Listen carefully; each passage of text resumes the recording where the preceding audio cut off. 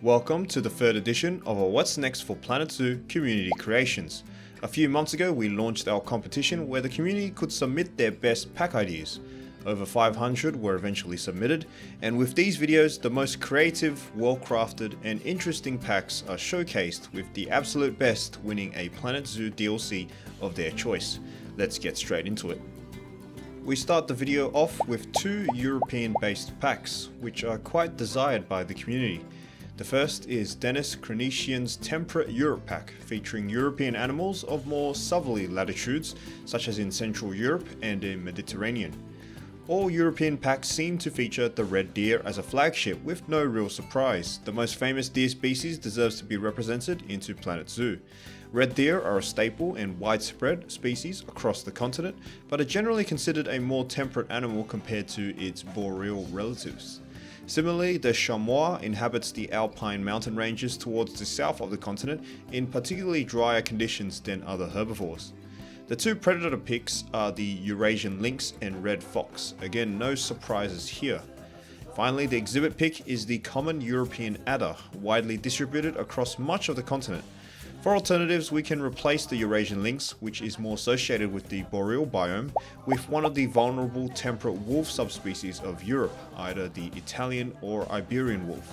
The Mutes one can be a bird consideration, as it is a commonplace over temperate waterways, whilst the Hermann's tortoise is another possible reptilian candidate, an endangered species hailing from the Mediterranean and Balkan regions, which is quite common in captivity.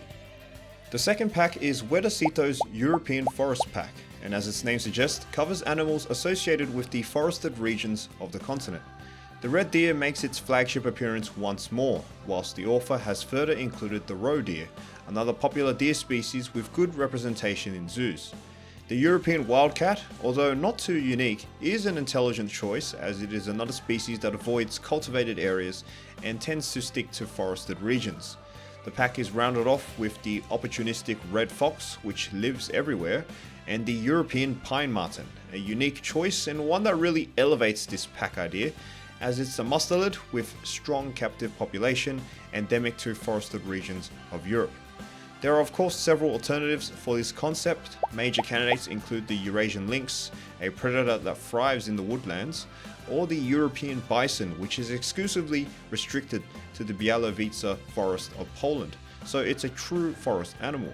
The wild boar can also be considered, although its range is quite broad. In Europe they tend to prefer areas with dense tree cover. Planet Zoo has a strong core roster of primates, especially some of the larger species.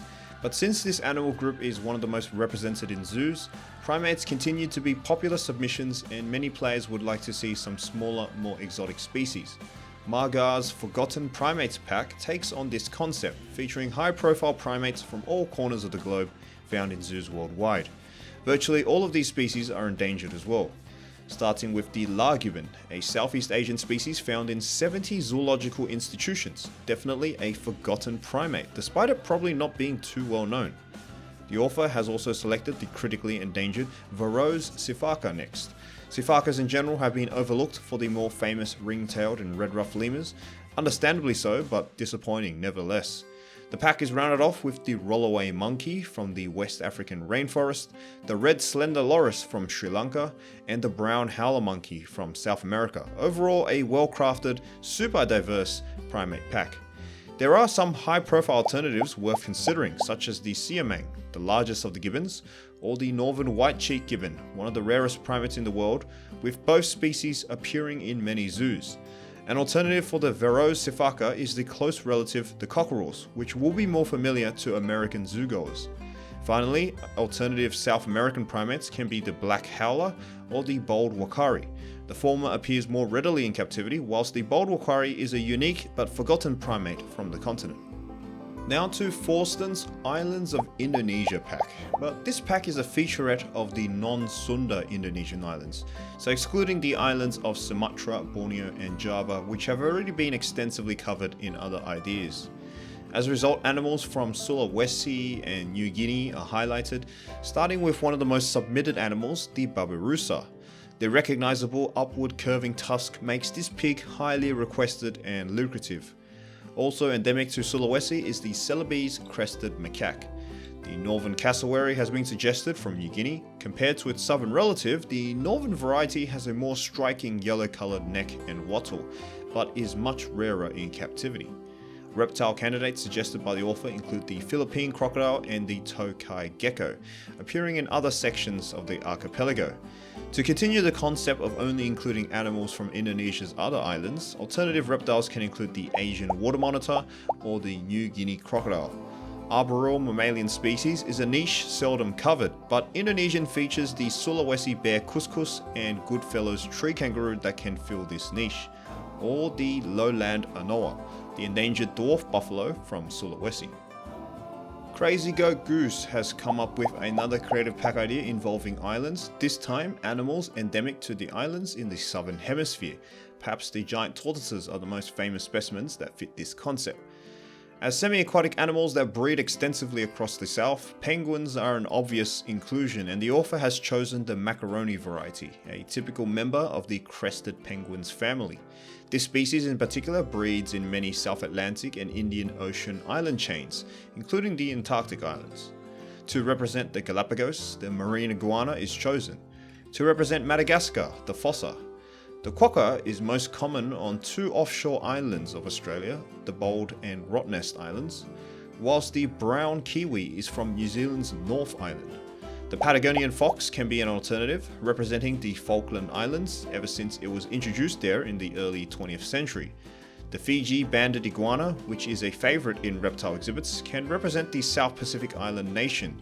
Or finally, the Tasmanian devil, representing the island of Tasmania. Now to North America with D.P. Kuhn's Pioneer Pack. The scope of this idea covers animals encountered by American colonists as they ventured towards the west and north of the continent, so another apt name could be the Frontiers Pack. The main roster is strong, featuring the American black bear, the moose, North American beaver, the cougar or mountain lion, and the painted turtle as an exhibit animal. Irrespective of this pack, many of these animals are hugely requested and present enticing candidates for the game. The author has also suggested the elk and wolverine as obvious alternatives, but some other personal suggestions include the American Mustang, a wild horse variety that is a quintessential icon of the American Wild West, or the bighorn sheep and mule deer, which inhabit the Rocky Mountains and beyond, indicative of animals frontiersmen would typically encounter in their travels westward. Next is the Cold Asia Pack by Simon J, and as its name suggests, comprises the colder regions of the Asian continent, such as the alpine regions, the cold steppes, or the snow-covered boreal taiga.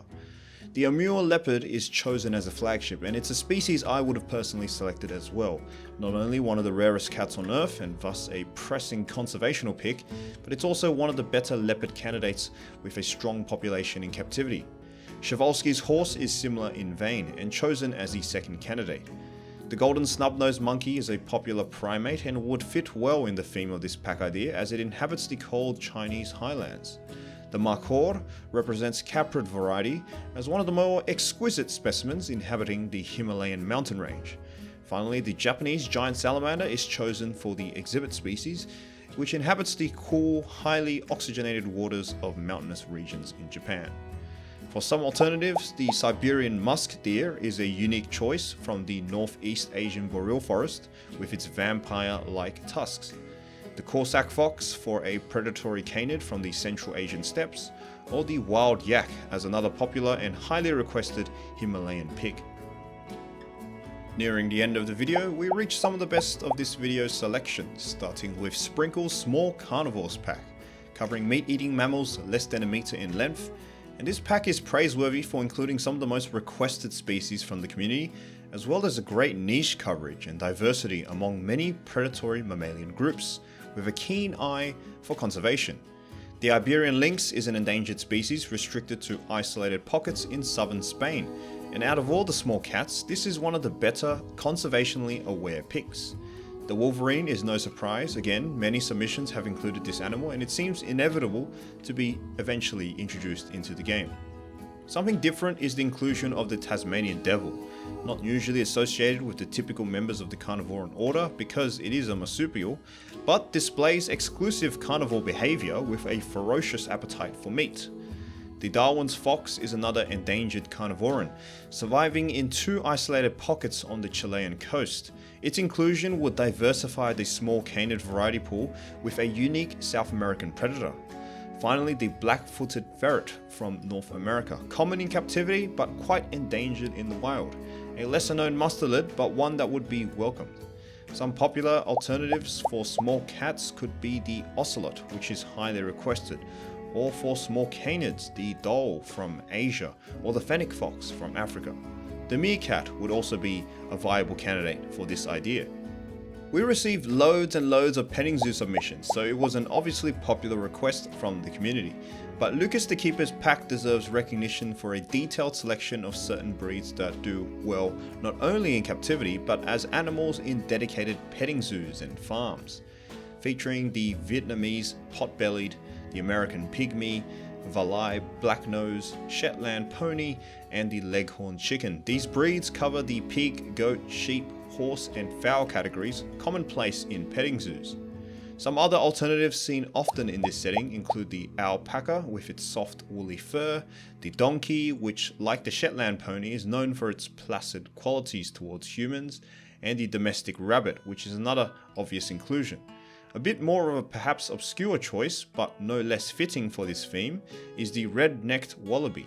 As one of the most exhibited animals in captivity worldwide, and for their lack of fear for humans, red-necked wallabies are often showcased in children-friendly exhibits and tolerate being pet and hand-fed.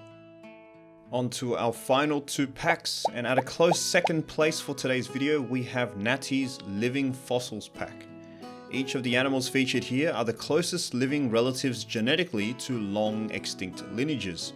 Thus, it's a superbly creative idea and we're excited to showcase it as one of the best submissions of the competition. The fallow deer inhabits the grasslands and open woodlands of Europe and Asia Minor. It is the closest living relative to the extinct Megaloceros, common name Irish elk, that went extinct during the last ice age.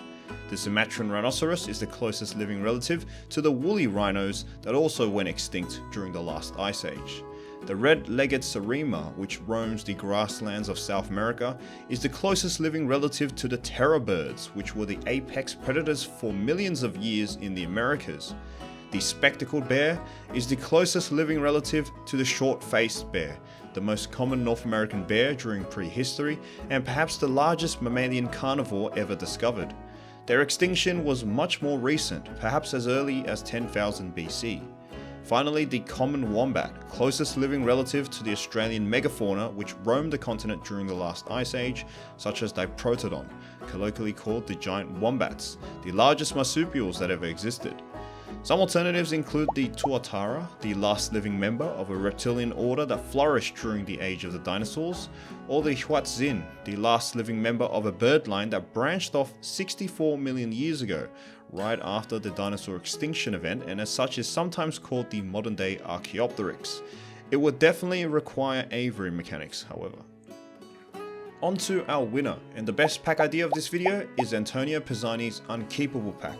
A very creative concept about animals that cannot be kept in captivity for one reason or another, but are extremely lucrative and sought after by many institutions. As such, it makes a compelling case for a zoo game precisely for the fact that these animals are virtually impossible to see for the average person, and representation in Planet Zoo is the only chance of ever enjoying these magnificent animals. The Javan rhinoceros is the chosen flagship. Although there have been some cases of captivity, none of them have had long-term success as the animal is acutely sensitive to its environment, does not fare well outside its natural habitat, and dies at a much shorter lifespan compared to its wild longevity. Javan rhinos, however, have been present in every Zoo Tycoon game, and demand for its representation in Planet Zoo is equally high.